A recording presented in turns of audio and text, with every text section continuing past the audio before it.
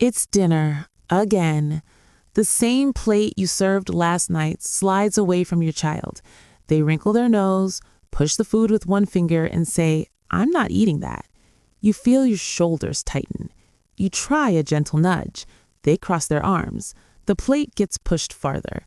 The room fills with tension, not hunger. And in those few minutes, something else is happening that most parents never notice. You're not just negotiating dinner. You're quietly teaching your child how power works at the table, and the lesson sticks far longer than the food ever does. At first, picky eating feels like a phase. You tell yourself they'll grow out of it, so you try everything. You beg them to take one bite. You bargain with dessert. You explain why the food is healthy. You even make a backup meal just to keep the peace. It works in the moment. They eat something. You exhale. But over time, the problem grows. The list of safe foods shrinks. Meals start to feel like daily battles, and you find yourself cooking 3 versions of dinner, wondering how it got this hard. If nothing changes, fast forward 10 years, your child eats separately. They avoid shared meals. Food feels stressful instead of comforting, and family dinners disappear, not because of schedules, but because of tension. Why does this happen so often, even in loving homes? Because the most common parent responses accidentally fuel the problem. When you plead, you hand over control. When you negotiate, you teach that refusal works. When you lecture, you turn food into pressure, and pressure is the fastest way to shut down appetite. Have you noticed how meals feel heavier the more you try? Here's what's happening inside your child's brain. Young children are wired for autonomy. Their nervous system is still learning how to self-regulate. When food becomes a power struggle, their stress response activates. Stress narrows appetite. Stress reduces curiosity. Stress makes familiar foods feel threatening. Their body isn't thinking about nutrition, it's thinking about control. And every time the table becomes a battleground, their brain links eating with tension. No child learns flexibility under pressure. Now, here's where things get interesting. There's a cultural approach that quietly sidesteps this entire struggle. In France, meals follow a simple, calm structure. Not rigid, not authoritarian, just predictable. There is one core rule. Parents decide what and when food is served. Children decide whether and how much to eat. That's it. No coaxing, no substitutions, no pressure. Food is offered. The child's choice is respected. This rule removes the power struggle entirely because there's nothing to fight over. The boundary is clear and calm. Your child's autonomy stays intact. Your authority stays intact too. The brain relaxes, and relaxed brains are far more willing to explore food. Doesn't that sound like the opposite of most dinners? So how do you actually use this at home, especially if things already feel tense? First, you decide the menu and the timing. 1 meal, 1 option, served at predictable times. You include at least 1 food your child usually accepts. Then you place the plate down and say, "This is what's for dinner." Nothing more, no commentary.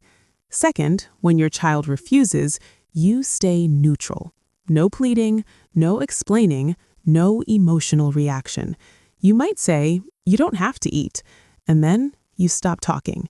The table stays calm. You keep eating.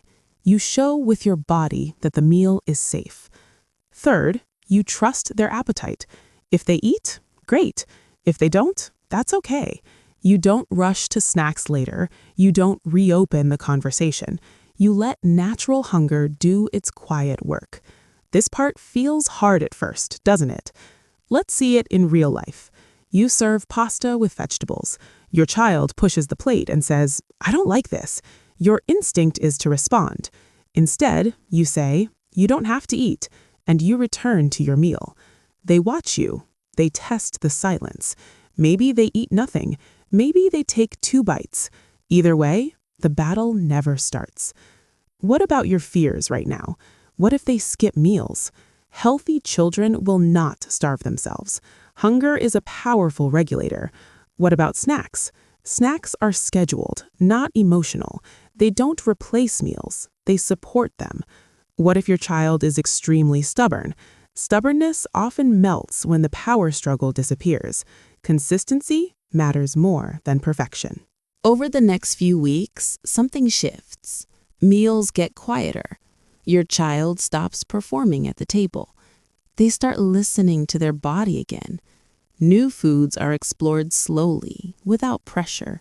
And most importantly, dinner feels calm. Connection returns. You're not controlling them, you're guiding them.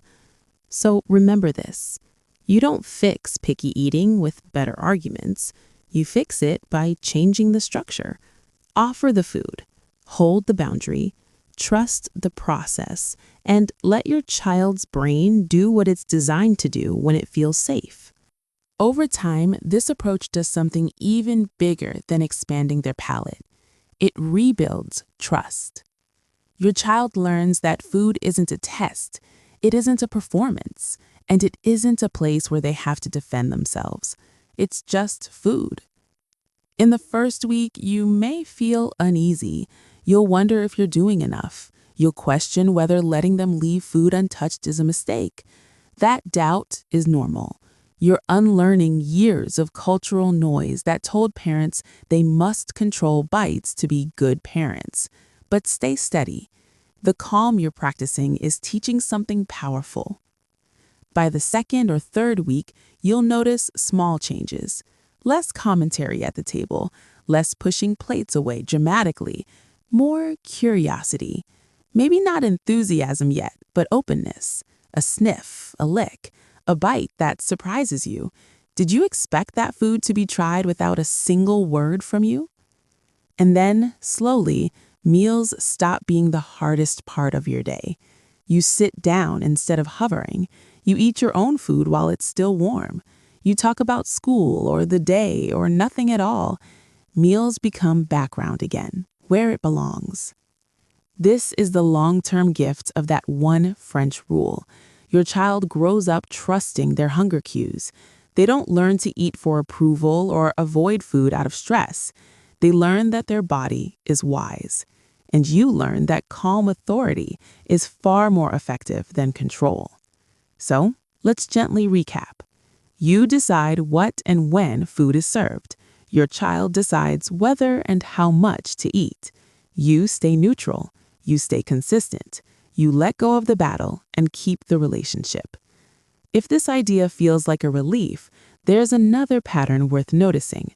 Many parents unknowingly undo this progress outside of meals in a way that quietly teaches kids to resist boundaries even more.